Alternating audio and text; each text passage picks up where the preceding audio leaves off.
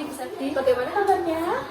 Baik, Bu Septi bagaimana kabarnya? Iya, sama. Kita selalu diberi kesempatan di tengah-tengah kegiatan yang padat ini. Iya. Nah, hari ini tanggal 30 Mei 2023 kita akan melaksanakan sebelum WK nanti akan praktek mengajar, gitu ya WK. Di sini ada beberapa hal yang ingin saya ketahui dari WK. Yang pertama itu tentang tujuan pembelajaran nanti yang akan WK sampaikan kepada anak-anak saat pembelajaran WK. Kira-kira tujuan pembelajarannya? Ya, terima kasih Bu Septi. Jadi untuk hari ini anak-anak kelas 3C itu belajar tema 8, subtema 4, pembelajaran 6. Jadi dari pembelajaran hari ini ada 6 tujuan yang hendak dicapai. Yang pertama nanti anak-anak akan mengamati gambar, setelah itu anak-anak supaya bisa menjelaskan posisi suatu tempat dengan benar. Lalu yang kedua, selain mengetahui posisi suatu tempat, anak-anak juga bisa menggunakan kata-kata yang berkaitan dengan arah mata angin dalam menentukan suatu tempat. Setelah itu, yang ketiga, anak-anak nanti akan dibentuk kelompok untuk berdiskusi sehingga bisa mengidentifikasi perilaku atau sikap yang sesuai dengan pengamalan sila-sila Pancasila dalam kehidupan sehari-hari. Yang keempat, nanti anak-anak juga akan berkelompok dan mendiskusikan bagaimana cara membuat poster yang baik dengan tema mencintai negara. Lalu yang kelima, anak-anak nanti akan mengamati suatu data dan diagram Bu Septi. Jadi diharapkan nanti anak-anak juga bisa membuat data dan diagram dengan baik dan benar. Berarti tujuan pembelajarannya ya. Nanti materinya tadi tentang intinya tentang dinah seperti itu. Ya. Untuk kelas 3 berarti masih pakai kurikulum? Oke. Nah, untuk hal yang ingin saya ketahui selanjutnya yaitu kira-kira area pengembangan yang ingin dicapai guru dan siswa Bu. Yang pertama kompetensi guru dulu mungkin ya yang ingin dicapai kira-kira. Ya, terima kasih Bu Septi. Kalau untuk saya pribadi, kompetensi guru yang ingin saya capai itu yang pertama, saya ingin mengimplementasikan pembelajaran berdiferensiasi konten. Jadi nanti saya menerapkan atau mengimplementasikan berbagai sumber belajar anak-anak. Nanti bisa dilihat sendiri di kelasnya, karena seperti yang kita ketahui karakter anak-anak itu sangat beragam sekali. Jadi saya berusaha semaksimal mungkin memenuhi kebutuhan mereka dalam belajar. Lalu selanjutnya kompetensi siswa yang ingin saya capai itu yang pertama, saya mengharapkan siswa itu dapat mengetahui posisi suatu tempat menggunakan arah mata angin. Yang kedua yaitu saya harap anak-anak bisa membuat diagram batang. Lalu selanjutnya anak-anak juga bisa mengimplementasikan nilai Pancasila dalam kehidupan sehari-hari. Dan yang terakhir itu saya ingin mengembangkan kompetensi anak-anak itu untuk bisa membuat poster yang bertemakan tentang cinta tanah air. Ya, bagus sekali Mbak Eka.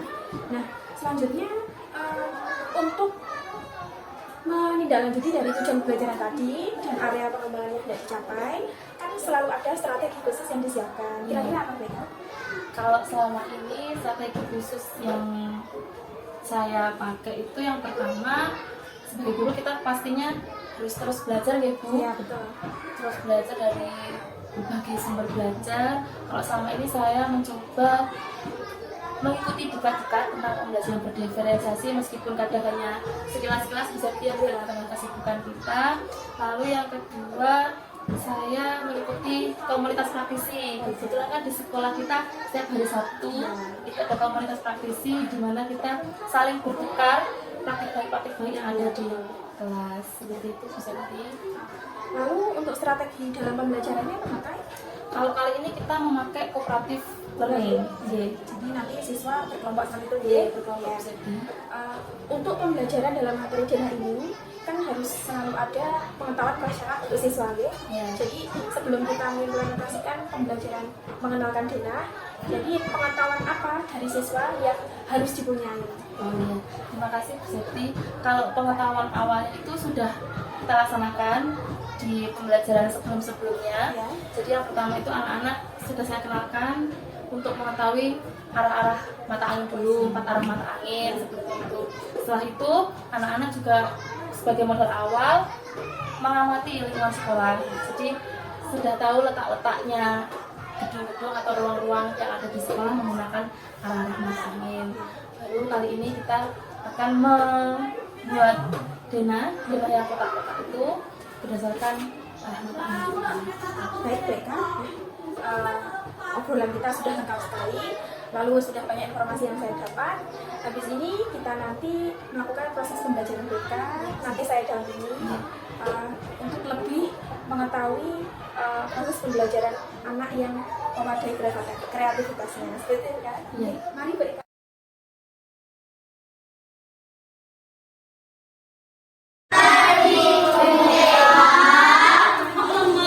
Selamat pagi anak-anak.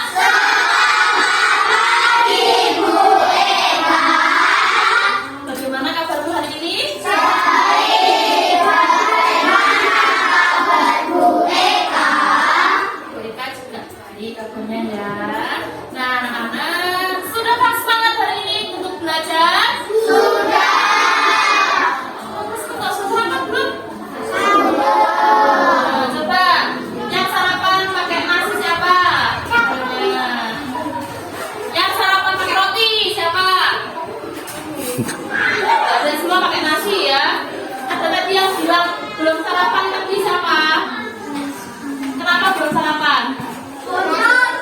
Gak sempat nanti ya. Istirahat kalian makan. Sebaiknya sebelum apa?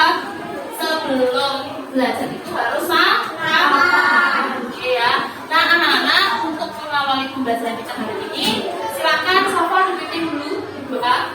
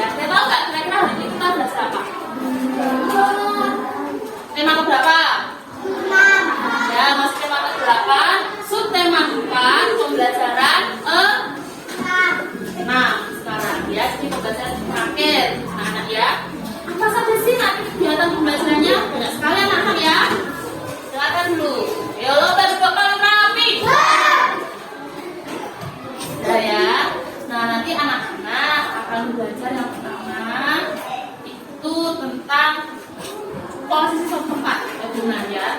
Diharapkan setelah kamu membaca, kamu bisa mengetahui posisi suatu tempat denah. Like kemarin pakai arah mata angin sudah toh. Sekarang pakai denah yang peta-peta itu, kotak-kotak ya. Terus yang kedua, nanti saya harapkan kamu juga bisa membuat kata-kata tentang peta suatu tempat, gitu ya. Nah selanjutnya kamu belajar ya, belajar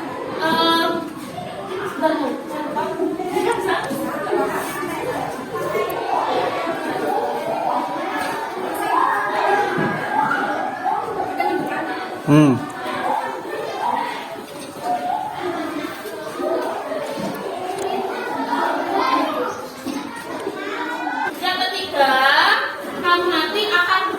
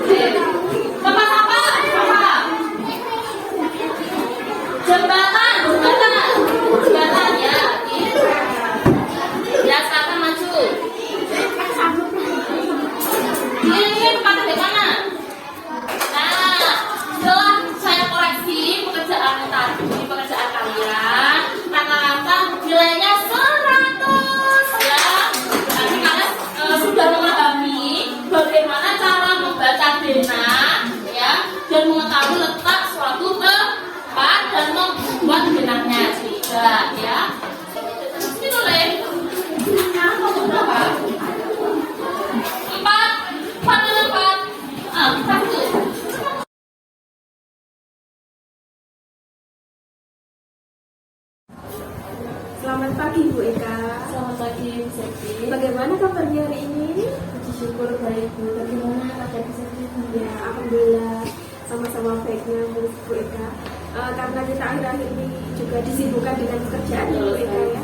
Jadi kita tetap harus menjaga kesehatan. Seperti itu Bu Eka. Tetap semangat Ya, Bu Eka, kemarin kan kita sudah melaksanakan percakapan raya. Ya. Lalu saya juga mendampingi Bu Eka di kelas dalam pembelajarannya seperti itu.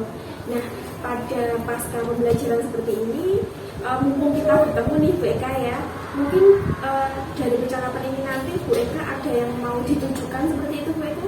Ya. Terima kasih Bu Septi. Jadi untuk pertemuan kita hari ini, Ya. saya ingin melaksanakan pembelajaran yang menarik dan inovatif untuk anak-anak. Oh ya, betul sekali. Memang tuntutan zaman sekarang seperti itu ya Bu Eka ya. Saya sangat mendukung tujuan Bu Eka. Nah, dari tujuan Bu Eka untuk melakukan pembelajaran yang menarik dan inovatif, nah kesempatan yang dipunyai Bu Eka untuk saat ini kira-kira apa saja Bu Eka? Kesempatan yang saya punya saat ini, yang pertama pastinya saya punya semangat ya Bu. Sebagai guru kita harus tetap semangat. Iya. Lalu kreativitas dan puji syukur tahun ini saya memiliki anak-anak yang luar biasa aktifnya dalam pembelajaran. Selain itu juga didukung oleh sarana prasarana sekolah yang dapat meningkatkan kualitas pembelajaran saya. Mengenai anak-anak yang aktif itu, saya kemarin sebagai saksi mata ya Bu Eka, memang anak-anak Bu Eka itu just sekali, sangat aktif di kelas, lalu mereka juga selalu ingin tahu seperti itu Bu Eka ya. Nah, dari tujuan yang pertama tadi, lalu kesempatan yang dipunyai Bu Eka, kira-kira mungkin ada hambatan atau seperti itu Bu, untuk meraih tujuannya Bu Eka? Ya, kalau hambatan itu pastinya ada ya Bu, Ya. dalam setiap perjalanan kita. Tapi hambatan itu merupakan tantangan Ya, betul sekali. semua. Kalau selama ini yang saya rasakan, hambatan yang pertama itu ini Bu, masih adanya indikator pembelajaran yang LOTS gitu ya. Lalu selanjutnya pembelajarannya itu masih berdiferensiasi, jadi berdiferensiasi hanya sebatas konten gitu Bu. Belum ada diferensiasi proses dan diferensiasi produk.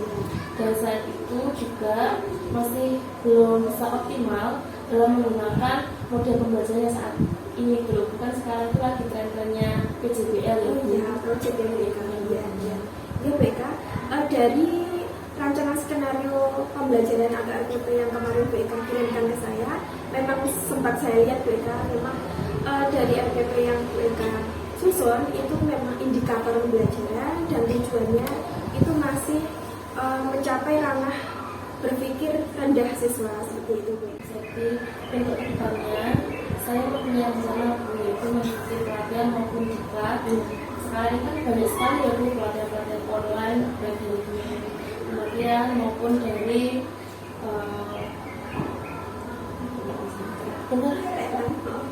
dari PNM gitu. Apa dari awal dulu ya Bu? Jawab saya ya Bu.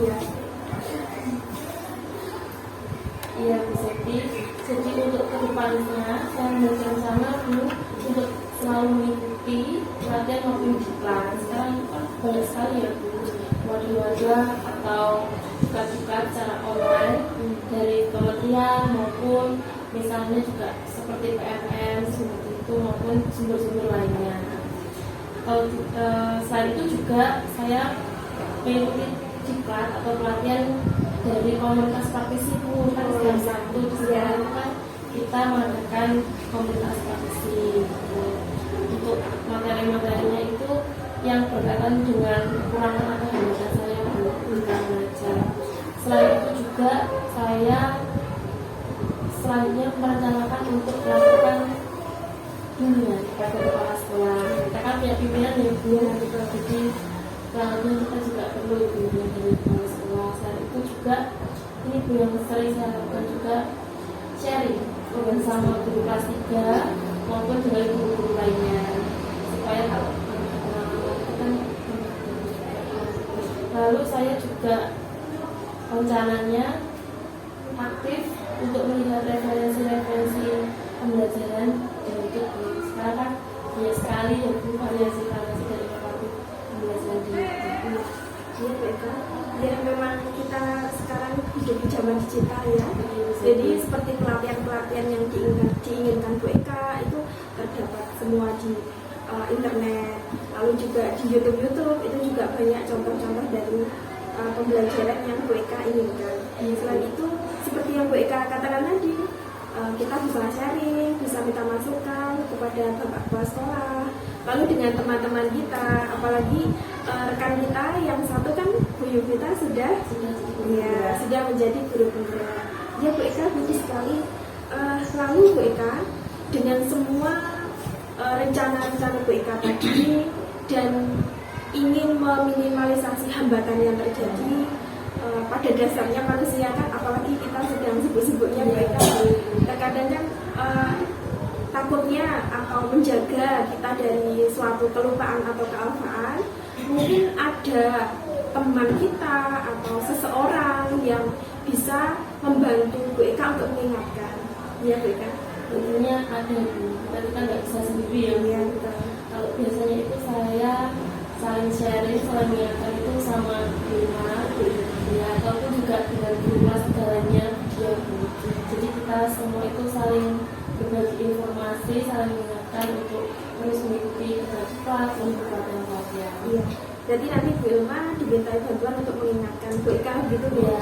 Apa nanti lebih baik juga nanti Bu Ilma juga sekaligus ikut belajar dengan Bu Eka. Iya. Nah Bu Eka, dari percakapan kita dari awal tadi, tujuan dari pertemuan pasca kita sampai tadi orang yang diandalkan untuk mengingatkan Bu Eka. Nah, apa tindak lanjut setelah kita bertemu Bu Eka? Iya bisa.